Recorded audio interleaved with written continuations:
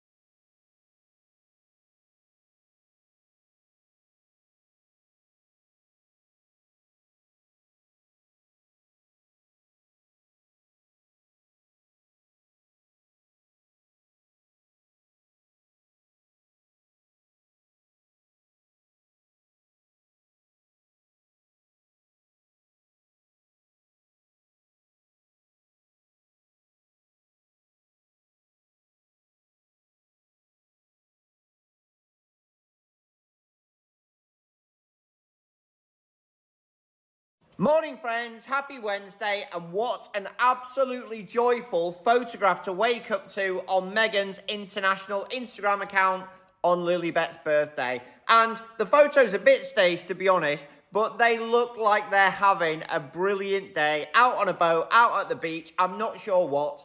Even the Daily Mail said, wait for it, this is a beautiful, previously unreleased photo. And I've got to say, over the last 3 or 4 days, particularly after the release of the latest Confessions of a Female Founder podcast, the press seem to have a new admiration for Meghan. And we've said it before, it probably won't last because they all want clicks, but we'll take the praise about the podcast, birthdays, beautiful photographs, peace and happiness while we can get it, right?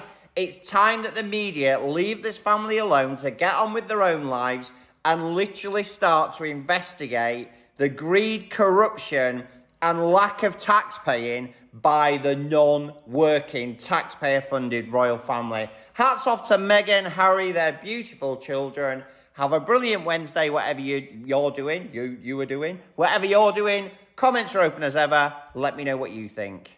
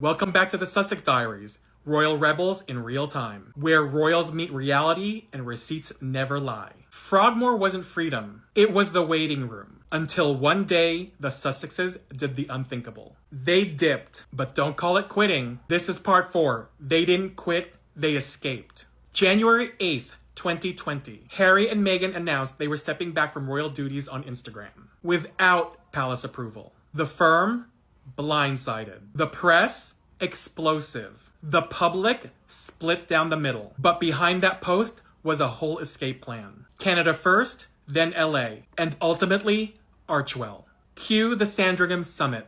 Picture it, Harry, Charles, William, the Queen, closed doors. Tense silence. What came out of it? His and her Royal Highnesses, no more funding, no more protection, but also no more leash. They got their freedom, but they paid for it in security, press warfare, and family ties. Fast forward to March 2021. Oprah. This wasn't a tell-all. This was a warning shot. Allegations of racism, mental health neglect, institutional cruelty. Meghan says, I didn't want to be alive anymore. Look, I was really ashamed to say it at the time, and ashamed to have to admit it to Harry, especially, because I know how much loss he's suffered. Mm-hmm. But I knew that if I didn't say it, that I would do it, and I just didn't want to be alive anymore. And the palace response? Crickets. Were you silent or were you silenced? The interview wasn't revenge, it was survival. And it pulled back the curtain the Crown could never unsee. Then came Archwell. Podcasts, documentaries. We are on a freedom flight. To see this institutional gaslighting.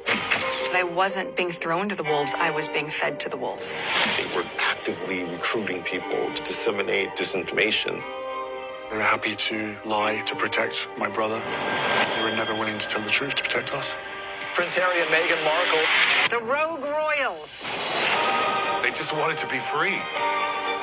They wanted to be free to love and be happy.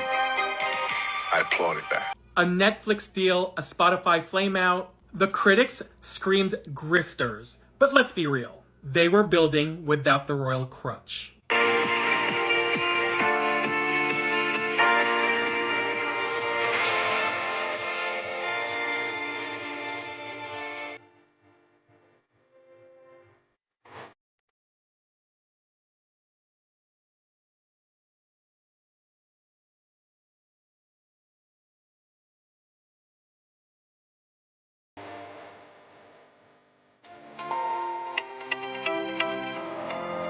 Say what you want, but name another royal couple with creative control and corporate independence. Well, wait.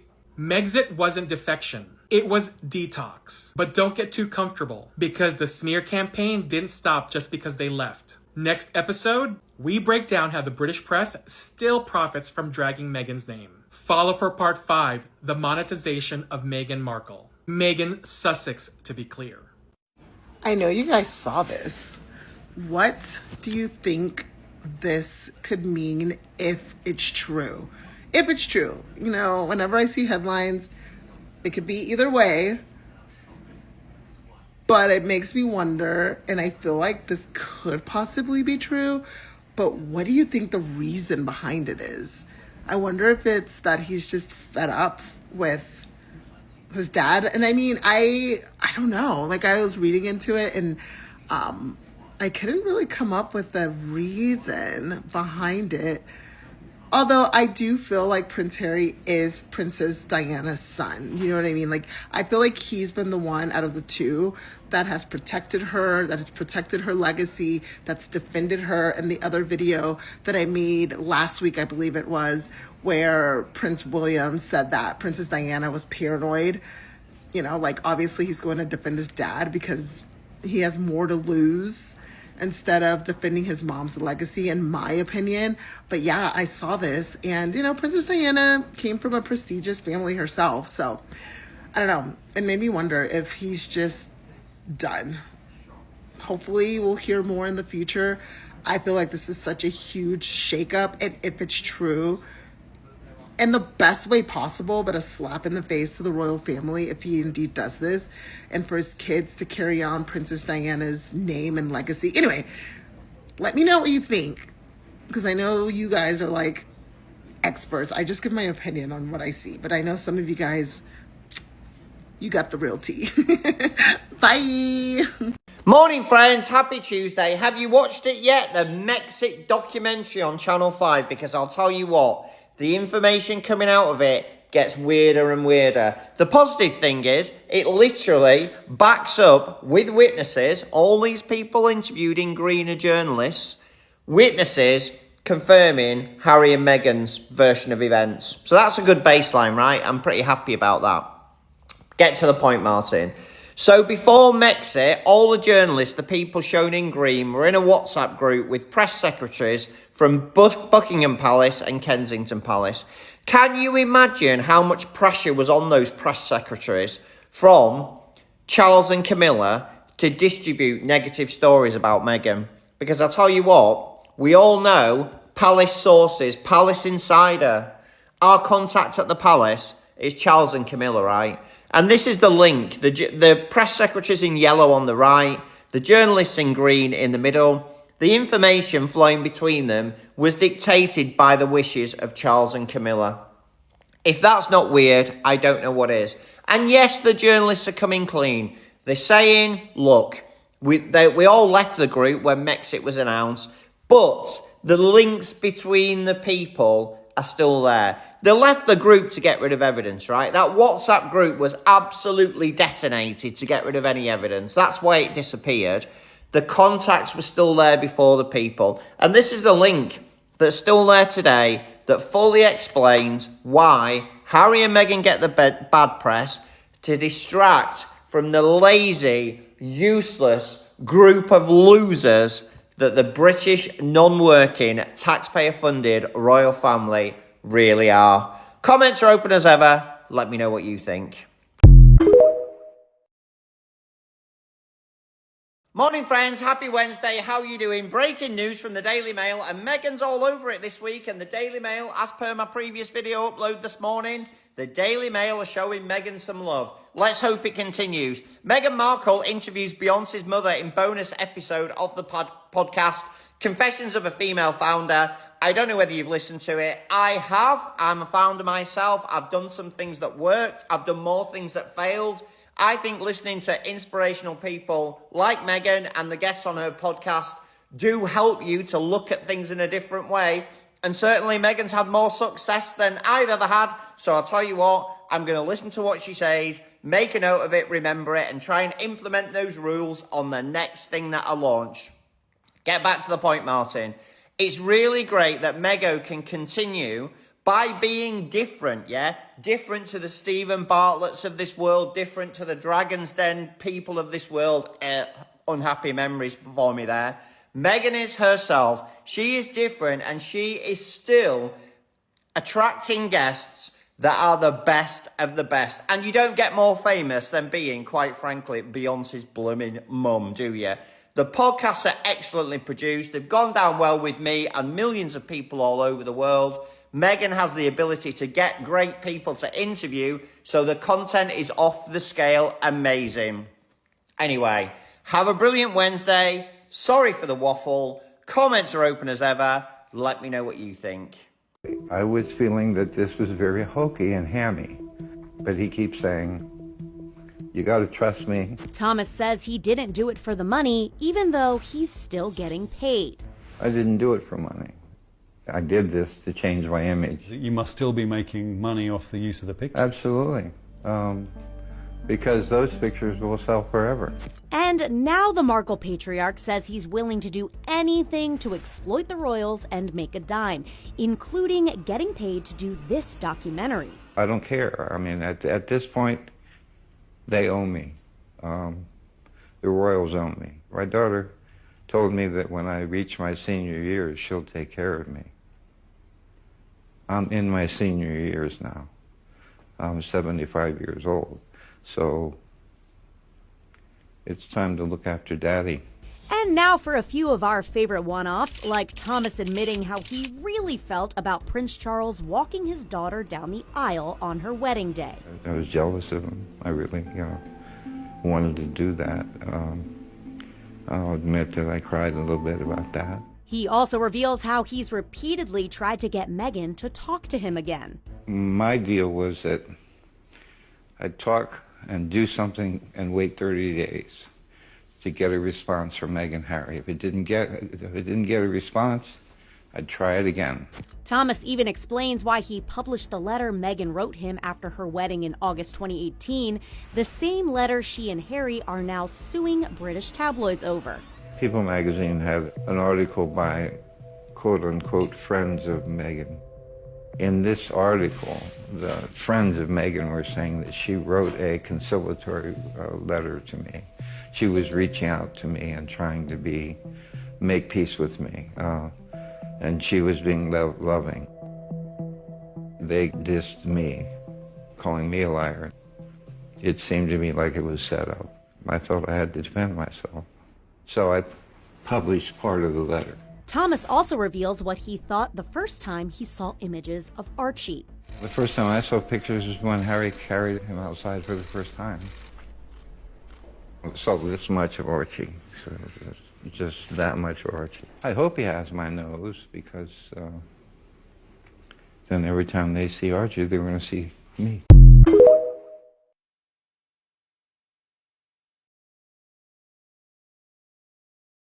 Hello, my people, Lady Rose here. How y'all doing? All my new subscribers, you're welcome, and my returning subscribers, you all know I love you. Guys, so right now, y'all know when the trooping of color is gonna be out here. It's on 16th of June.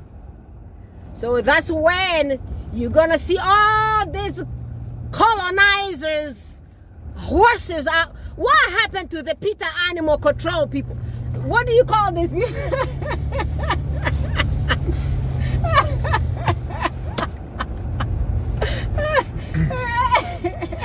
What happened to PETA?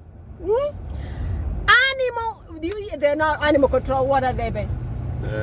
Animal what? Rights. Animal rights. Yes, animal rights, animal protection. Y'all, not my king group. Y'all need to pop out here with the PETA. Y'all need to pop out here, because guess what? Those horses are pulling those heavy carriers with this dude in it. With Charlie Boy in there. And Bulliam is gonna be one of those ones, and even riding one of them big horses. Yo, call PETA. This is big mobilization here. It's on the 16th. Trooping of color in the UK. Everybody's gonna be on that balcony with the shrunk monarchy, whatever. With the colonizers' descendants. So all of y'all guys, black people in the UK, there, pop out, pop in. That's how we do it. And doing it really good, legit way. With the PETA animal control. Why are you laughing?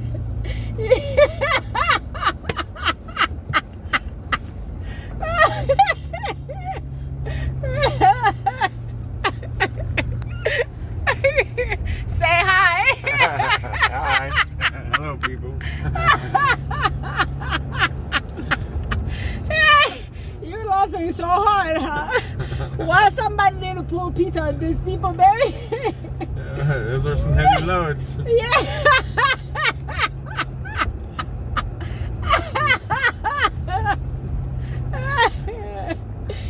Man, I'm bad, huh? I know. But these people do piss me off.